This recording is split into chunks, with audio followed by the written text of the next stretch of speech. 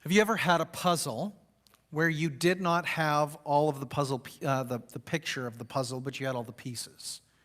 If you've ever had a puzzle without knowing what exactly it looks like, it can be a little bit complicated, depending on the size of the puzzle. If it's a small puzzle, it's not so bad. But the larger the puzzle is, the bigger it is, the more complex it is, the harder it becomes when you don't have a framework for looking at the puzzle. How do I put this together? How do I understand it? You might start with the edge pieces and try and fit them together, and then you'll find various shapes, and they look like they fit together, and colors and patterns. But without that sense of having the overall picture, you don't know what you're building towards until you've finally completed that puzzle. And so you might get pieces that they fit, but they don't quite look right, or you know that that piece or those pieces go together, but where does it fit in the overall pattern of the puzzle? In so many ways, the Bible is, for many of us, a puzzle that we've maybe not had the full picture put out in front of us. We've heard lots of the stories of the Bible. We've heard the stories of Adam and Eve in the garden, of Abraham leaving his country and journeying to a new land. We've heard of Moses and getting the 10 Commandments, or Daniel in the lion's den, or David slaying the giant, or the Apostle Paul first called Saul on the Damascus road and being struck by light. And we hear these pieces of the story, but how do they all fit together? Is there a sense in which they fit together, or are they just a bunch of individual stories? If we start with the wrong questions or the wrong assumptions about the Bible story, we'll end up in various places that are not altogether helpful. So, for example, we may start with the story of the Bible and approach the Bible actually as a book that can help us. How do I get peace? How do I deal with anger? How can I get financial success? What are the 7 steps that I need to accomplish better parenting? And those are good things. But if that's our starting point with the Bible, it's going to lead us into this situation where we find there are pieces that are helpful, but there are other pieces that just don't fit.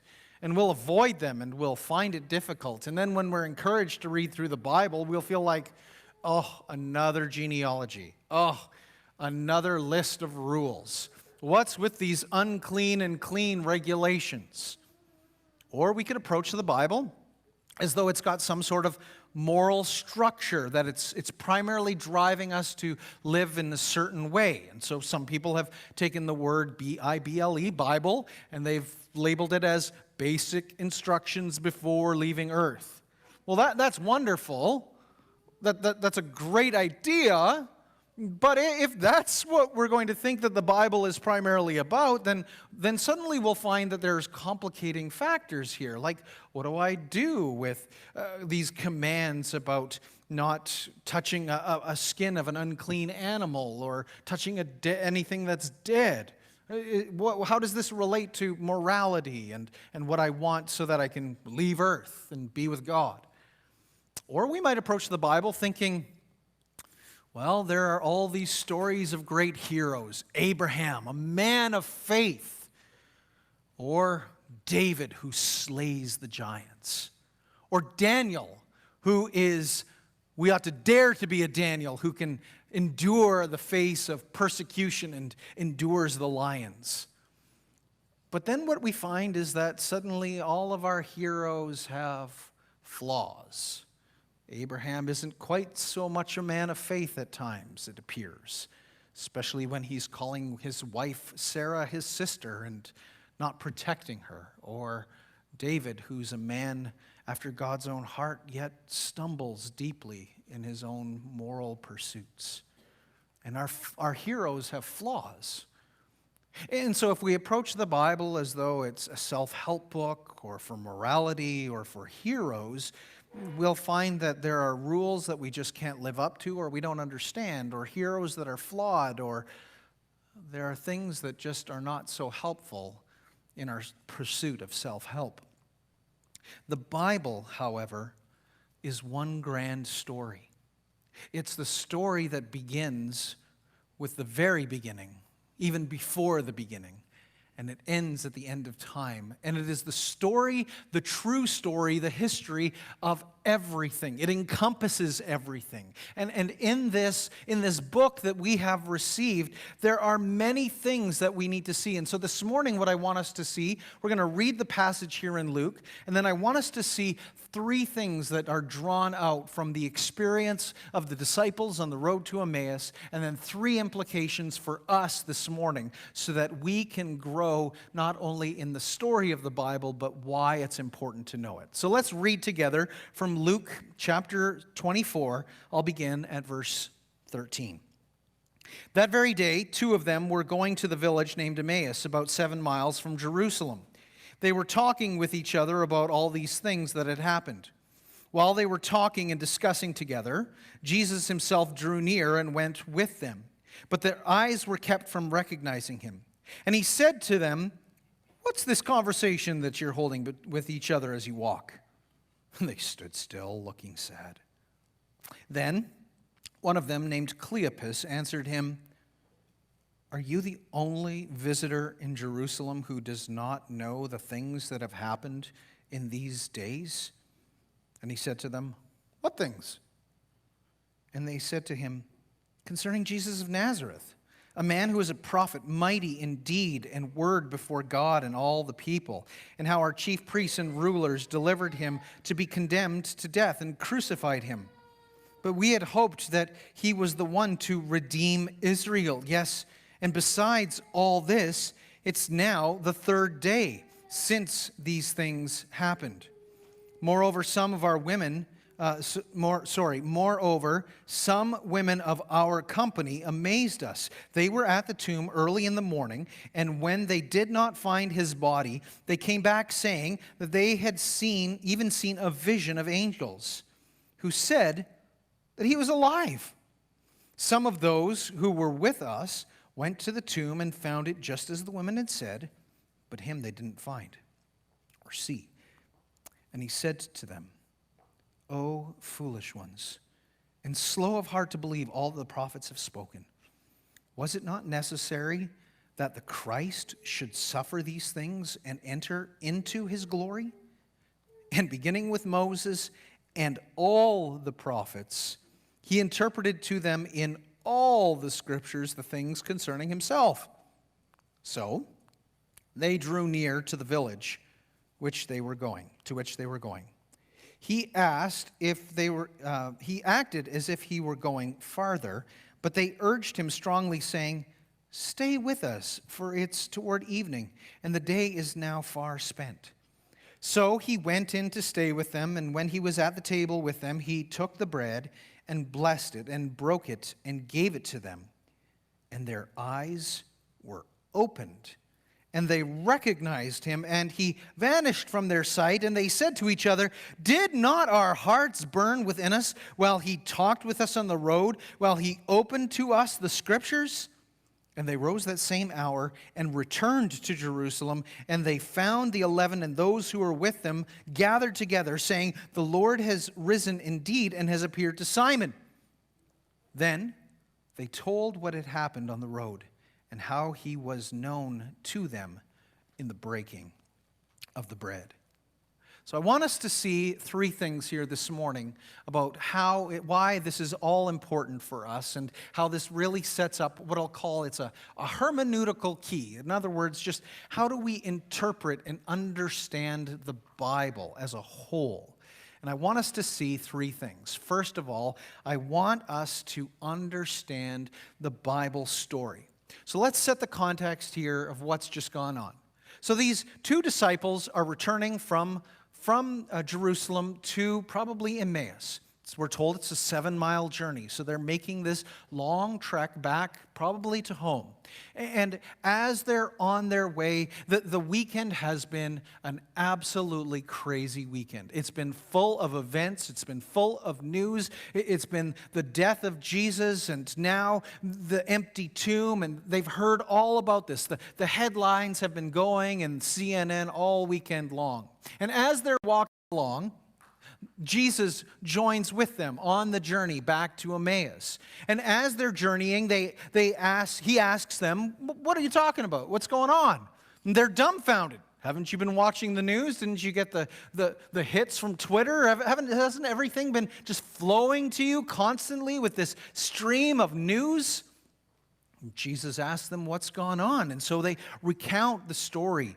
The story that Jesus of Nazareth, this great prophet, a man who testified with the powerful word of God and who was able to display the greatness of God through miracles, the healing of those who are ill, the raising of the dead. He calmed waters, cast out demons, taught with authority. The hope was that Jesus would be the one to redeem Israel, restore it, and make it great. But it wasn't that way. And they had heard about this empty tomb, and they didn't know what was going on. And so we hear this account of the people, these two disciples, Cleopas, unnamed, making this trek back home, and they understand some of the story of the Bible. Now, before we get too critical of these two, thinking, man, they're clueless, let's start by going, there's still a bunch of pages left, isn't there? We have more information than what they have. And so let's be gracious in remembering that they're in the midst of the story. But in some ways, these two disciples actually know more than you and I do about the story. In fact, they make some comments that are interesting along the way. As they're talking with Jesus, they say, "Have you heard this prophet?" And the language that they use there, the language of prophet, probably is implying that their expectation was that Jesus of Nazareth was the prophet that had long been foretold back even in the 18:18, that Moses had said that God would raise up the prophet, and the prophet would come with the very words of God, bringing the hearts of the people to God. And so they had an expectation, I think a right expectation, that Jesus was going to do something great. In fact, their desire was probably, as we see, that they wanted to see Jesus redeem Israel. In other words, great again. The former days of King David had been glorious, been awesome. David had ruled, and there was peace, and there was prosperity, flourished, and now Rome was oppressing them and causing great difficulties. Add to that, we're told in the very first verse, in verse 13, that they're returning the same day as the resurrection. And so that means that they've been probably at Jerusalem celebrating Passover. And as they've been celebrating Passover, they're recounting the Exodus experience, that experience of old, when Israel was in bondage and slavery in Egypt under Pharaoh, and he oppressed them, and he treated them terribly. And God had sent these plagues of judgment upon Egypt. And as the plagues came, there was one final plague that came, and it was the plague that if the people did not turn to God, that the angel of death would pass through the land and bring death to the firstborn of every home, firstborn of every livestock. There would be massive death unless a lamb was slaughtered. And the blood from that lamb was put on the doorpost and the lintel of the house. And if that was the case, then that angel of death would pass over that household. And they recounted how it was on that night that God had set them free out of the house of bondage and out of slavery. So these disciples, they know a fair bit. There's a lot going on here. And as they're walking back to their home, we recognize that they do have a limited understanding because they're in the midst of the story, but that they also had some of the emphases about the story in the wrong place. And it's easy to do. You see, they talked about how they were expecting Jesus of Nazareth, this great prophet, to redeem Israel. And their expectation of making Israel great again was a driving force. Their ethnicity, their understanding of their social identity. And in the same way, we can piece the Bible together in ways that we understand maybe the story, but we place emphases in the wrong places. Some people can get overly zealous or overly emphasize Israel or the church. And when we piece together the puzzle and we take a piece and it looks like it fits, all the edges fit, the little nubbins, they all fit together with the other pieces, but the picture doesn't quite fit rightly and look rightly, we can end up getting a skewed perspective of what the overall picture is. And we can make it a muddled mess. And then we get into the Bible and we can find that we have mass confusion. What do I do with these laws of clean and unclean? I like to eat bacon. Why does the Old Testament tell me that I dare not eat pork? I'm wearing a shirt this morning. I checked the collar and the label, and it's mixed fabric. And the Old Testament says that you shall not wear a cloth of mixed fabric. So are Christians picking and choosing what they want to obey and what's convenient for them? You see, if we don't put the emphases in the right places, what we're going to find is that these kind of questions can actually be very detrimental. They can really be destructive to faith. They can really cause us distress, and they can be questions even in the apologetic nature of our day that we don't know how to answer. But when we piece together the story of the Bible, putting the emphasis in the right places, then we get the picture of the whole. So you might say, so what is this emphasis that we ought to have? Well, as much as we need to understand the Bible story, the second thing that I want us to see is the glory of Christ. As he hears the disciples talking to him, he says to them these words in verses 25 to 27. O foolish ones, slow of heart to believe all that the prophets have spoken, was it not necessary that Christ should suffer these things and enter into his glory? And then Jesus does what every pastor, seminarian, every Bible student wants. He needs, desires, longs for. They want this sermon. They want this hermeneutics class. Understand the key, and we're told in verse 27 what that emphasis is. And beginning with Moses and all the prophets, he interpreted to them in all the scriptures the things concerning himself. Now, isn't that what you would want? You got a 7-mile walk and get this full exposition of the Bible and understanding all of its intricacies and all of its pieces. What Jesus here is doing is, when it says beginning with Moses, Moses is seen as the author of the first 5 books, Genesis, Exodus, Leviticus, Numbers, and Deuteronomy. Those first 5 books. And the prophets, the way that the Hebrew Bible is structured is it ends with the prophets and this longing and expectation for a renewal of Israel. And in other words, beginning with the very start of the Testament to its end, Jesus is walking through piece by piece by piece by piece about the story of the Bible and how he is the key that unlocks every door. He is the, if you would, the glasses that when you put on these lenses, that suddenly things that didn't make sense make a lot of sense. They make complete sense. And that as we see Jesus' emphasis, he is saying the Old Testament is a messianic book.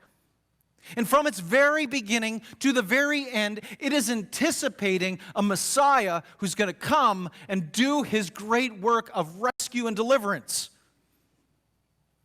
And so as Jesus starts through, He starts with Genesis. I'm sure that who is the one who will crush the head of the serpent that was so deceptive in that garden? Who is the one who is the fulfillment of the promise to Abraham that his descendants would be great, that they be more numerous than the sand on the seashore or the stars in the sky? Who is the prophet that Moses spoke about, the one who would draw the hearts of the people back to God by speaking of God? Who is the Passover lamb, the pure, spotless lamb that covers over the people so that death would never have a final grip on them?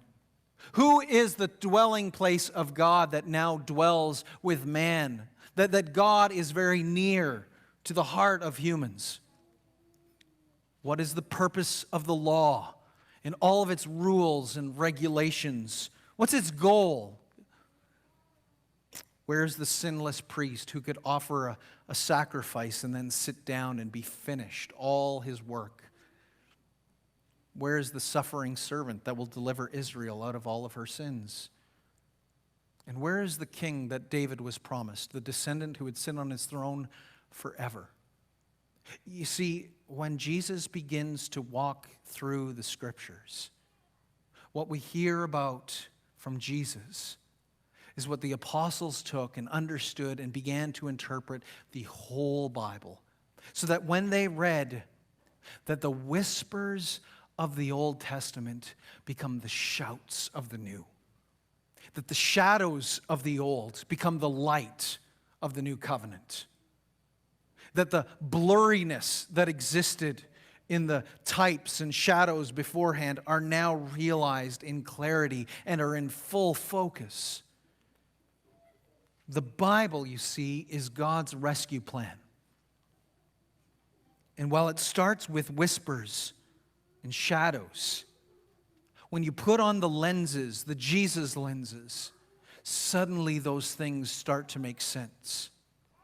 So when you read a genealogy and you see the long list of names and you're wondering, why is this here? The story of everything begins to unpack, why is it there?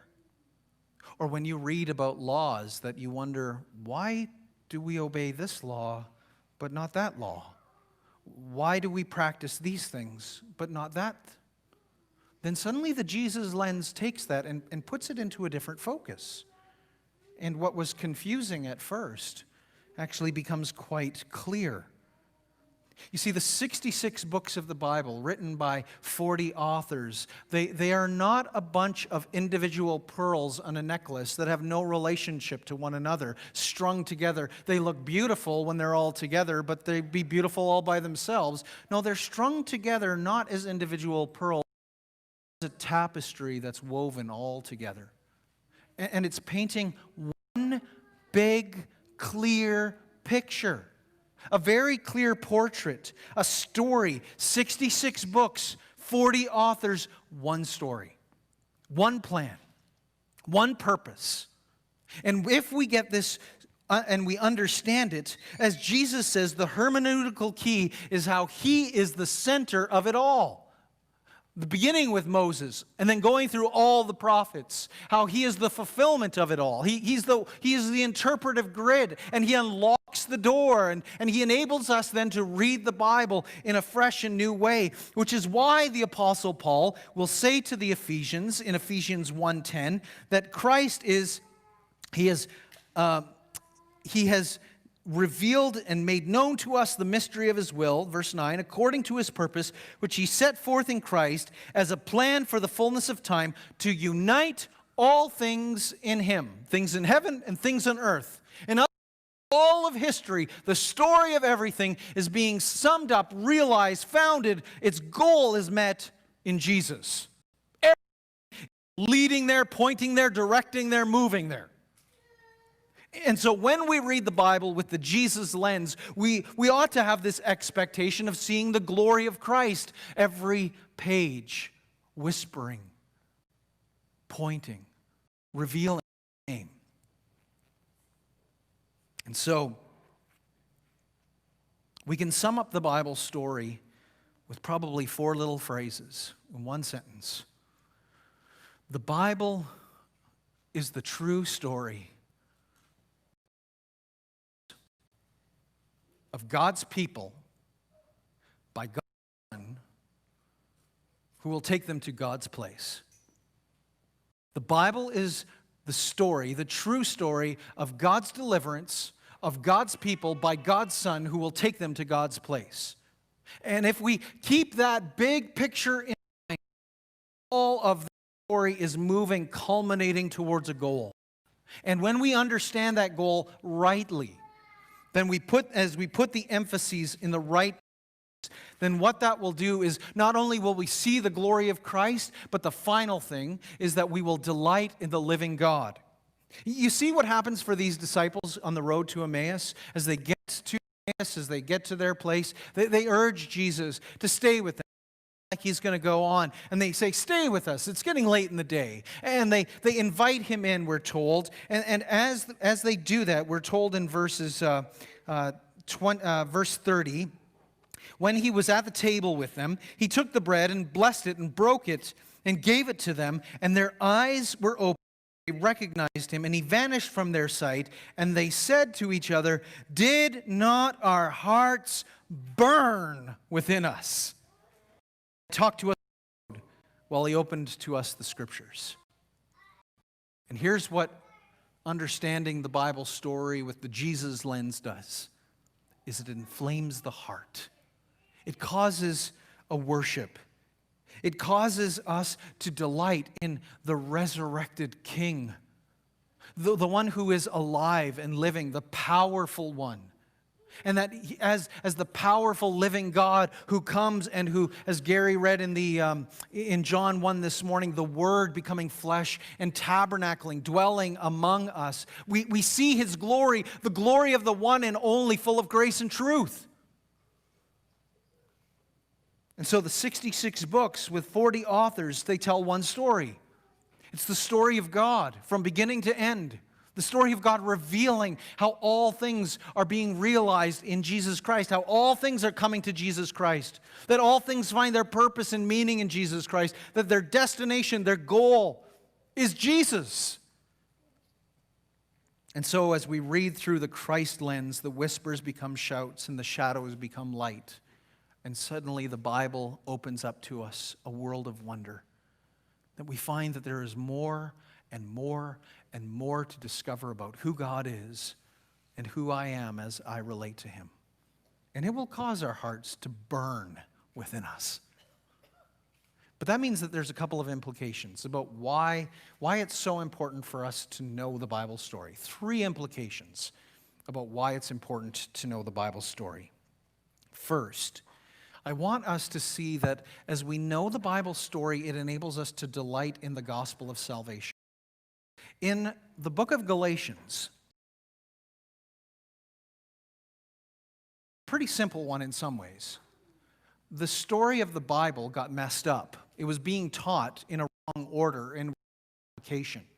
And because the story of the Bible was being taught with wrong emphases, the Apostle Paul had to correct the Galatian church and say to them, you've been taught some wrong things here. And unless we get this corrected, if you believe this is another gospel, he says in Galatians 1:6. It's another gospel, and it's not good news, it's bad news. It's news that heads to hell, not to heaven. And so what does he begin to do? He begins in Galatians 3 then to unpack the proper understanding of Abraham and of the role of the law and of circumcision and of sonship and then the gift of the Spirit. And he ends his letter after sorting out the proper chronology, the proper understanding of the Bible story for the Galatians. He then says, he ends his letter in Galatians 6, verses 16 through 18. He says that this is what brings peace. This is what brings grace. This is what brings mercy. In other words, if you get the Bible story wrong, it's going to lead you to deadly conclusions that are damnable and dangerous. And they'll think that you're bigger and more important than what you really are. But when you get the story of the Bible in its proper context, Paul's intention in Galatians is that your heart would be filled with the wonder of God's grace and mercy and filled with peace. So that's the first implication. It's a worship implication. And that worship implication leads to all the other implications. But the second one is that when we understand the Bible story properly and rightly, it will encourage faith and obedience. This happens actually in Hebrews 11 and 12.